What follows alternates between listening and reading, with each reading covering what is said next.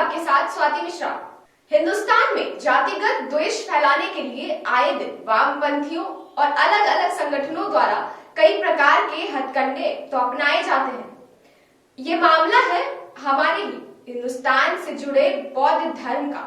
जी हाँ, हर हिंदुस्तानी के मन में कभी न कभी एक ख्याल जरूर आता है कि जो बौद्ध धर्म जिसने जापान, वियतनाम समेत 1 दर्जन से भी ज्यादा देशों के अंदर राज धर्म का दर्जा प्राप्त किया है, वही वो अपनी खुद की मातृभूमि यानी हिंदुस्तान से क्यों खत्म हो गया।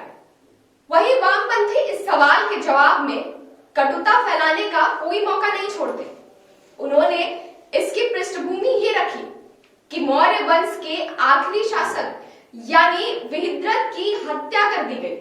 विहिद्रथ की हत्या पुष्यमित्र संघ ने की थी, लेकिन उन्होंने इस सत्य को इतना ही बताया जो कि जातीय द्वेष फैलाने के लिए काफी था। आज हम आपको बताएंगे कि क्या कुछ थी मौर्य वंश के आखिरी सम्राट की हत्या के पीछे की ऐतिहासिक पृष्ठभूमि, और आपको ये पूरा सच बताएंगे कि आखिर क्यों बौद्ध धर्म हिंदुस्तान से खत्म हो गया।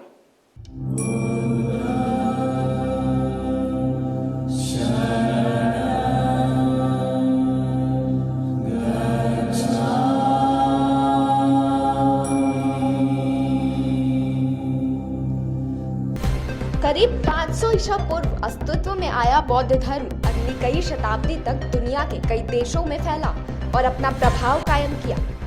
आज भी जापान, वियतनाम समेत 1 दर्जन देशों में यह धर्म मौजूद है। अब यह सवाल उठना लाजमी है कि आखिर इतने देशों में राजधर्म की उपाधि प्राप्त किया ये धर्म आखिर अपनी ही मातृभूमि हिंदुस्तान से बौद्ध धर्म को क्यों अस्तित्वहीन होना पड़ा। अब इसका निष्पक्ष जवाब ढूंढना जरूरी है, क्योंकि वामपंथियों ने तो बौद्ध धर्म के खात्मे को हिंदुस्तान में जातीय विद्वेष फैलाने का जरिया बना दिया। वामपंथियों का किसी भी घटनाक्रम को देखने का ये टिपिकल अंदाज होता है। ये हर घटना में जातिवाद का जहर ढूंढने की कोशिश करते हैं और फिर उसे इस प्रकार से तोड़ मड़ोड़ कर उतना ही पेश करते हैं कि वह सच लगने लगे। मौर्य वंश के शासक जिसकी हत्या को तथ्य बनाकर ये प्रस्तुत कर रहे हैं, वो एक ऐसे शासक थे जिसने अहिंसा का रास्ता अपनाते हुए देश से सुरक्षा तंत्र और सेना के अस्तित्व को ही खत्म कर दिया। उनकी अहिंसा के किस्सों को सुनकर यवनों ने विहिद्रथ के अहिंसा को पाटलिपुत्र पर हमला करने का अच्छा अवसर माना और इसी वजह से उसने पाटलिपुत्र पर हमला कर दिया। विहिद्रथ को 1000 बार समझाने के बावजूद भी जब वो युद्ध के लिए राजी नहीं हुए तो उनके ही सेनापति पुष्यमित्र ने उनकी हत्या कर दी और कार्यभार संभाला। उसने यवनों को मार भगाया और शुंग वंश की स्थापना की। अब वामपंथियों ने इस हत्या को ये तथ्य बना दिया कि शुंग वंश की स्थापना के बाद ही बौद्ध का कत्लेआम शुरू हुआ।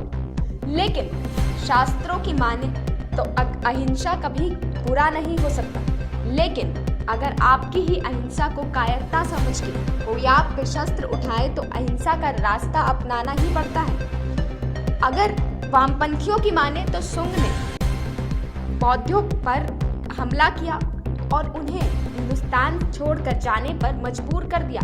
लेकिन अगर ऐसा होता तो 5वीं या 6वीं शताब्दी आते आते तक बौद्ध धर्म खत्म हो जाते।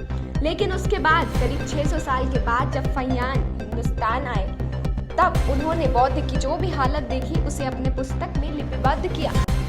और चीनी यात्री फहियान ने अपनी किताब में जो कुछ भी वर्णन किया उसे एपी फैनियन विल्सन ने अपनी किताब चाइनीज लिटरेचर में ट्रांसलेट किया है, जिस किताब के पेज नंबर 247 में द किंगडम ऑफ वैशाली में बौद्ध नगरी बताया गया है, वैशाली को, जहां पर राधा स्वामी ब्राह्मण को महायान मठ जो कि बौद्ध मठ है उसका प्रोफेसर बताया गया है। लेकिन अगर वामपंथी एजेंडा को माने तो बौद्धों और ब्राह्मणों को लड़ाई बताई गई थी। विहिद्रथ की हत्या के 600 साल बाद फहियान यहाँ आए। उन्होंने जो कुछ भी देखा उन्होंने उसे लिपिबद्ध किया, जिससे ये प्रमाणित होता है कि वामपंथी एक बार फिर से बौद्ध धर्म के खात्मे को हिंदुस्तान में जातिगत द्वेष पैदा करने के लिए इस्तेमाल करते हैं। इतिहास को तोड़ने और मरोड़ने का सिलसिला तो यूं ही चलता रहता है, लेकिन हम हमेशा आपको वो सच बताएंगे जो इन मानसिकता के पीछे छुपा है। कई बार हम इसकी कलई को हमेशा आपके सामने लाते रहेंगे। देश और दुनिया की तमाम खबरों के लिए आप बने रहिए न्यूज़ 19 के साथ।